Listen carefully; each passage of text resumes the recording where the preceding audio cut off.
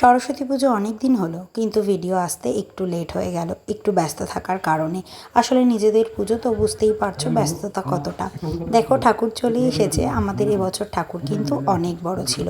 যথাযথ উদ্বোধন হয়ে গেছে। পরের দিন সকাল সকাল স্নান করে সুন্দর সেজে গুজে কিন্তু আমি রেডি। আমাদের মাকে দেখে নাও।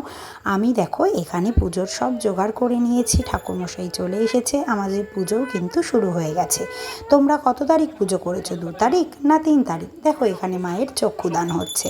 যেহেতু ঠাকুর অনেক বড় ছিল, সেটার জোগাড়িও কিন্তু ঠাকুরমশাই করে নিয়েছে। চক্ষুদান হয়ে গেল।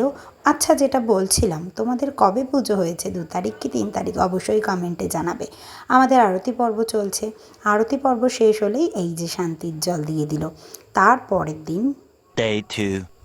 দ্বিতীয় দিন আমরা বসে পড়েছি আবারও দধিকর্মার জন্য। ঠাকুরমশাই আসবে, দধিকর্মা করে দিয়ে চলে যাবে।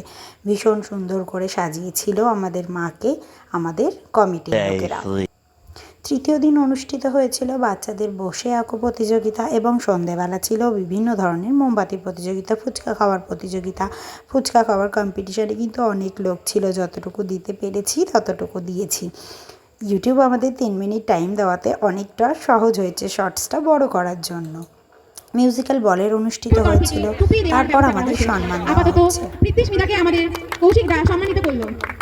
এবার সুশোভন সাহাকে সম্মানিত করছেন ডক্টর কুশল মণ্ডল, ডক্টর কৌশিক মণ্ডল। তার জন্য জোরে হাততালি দেওয়া হবে।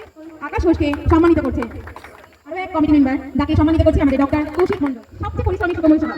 তার সাথে Day 4. চতুর্থ দিন আমাদের ছিল ভোগ বিতরণ এবং প্রাইজ ডিস্ট্রিবিউশন। প্রাইজ ডিস্ট্রিবিউশনটা করতে পারিনি, জানো তো। তারপরের দিন আমি মাকে মিষ্টি মুখ খাইয়ে দেখো বিসর্জনের পথে দিলাম। আবার এসো মা, ভালো থেকো, সকলকে ভালো রেখো। ভিডিও ভালো লাগলে অবশ্যই একটা লাইক কমেন্ট শেয়ার করে দেবে। টাটা।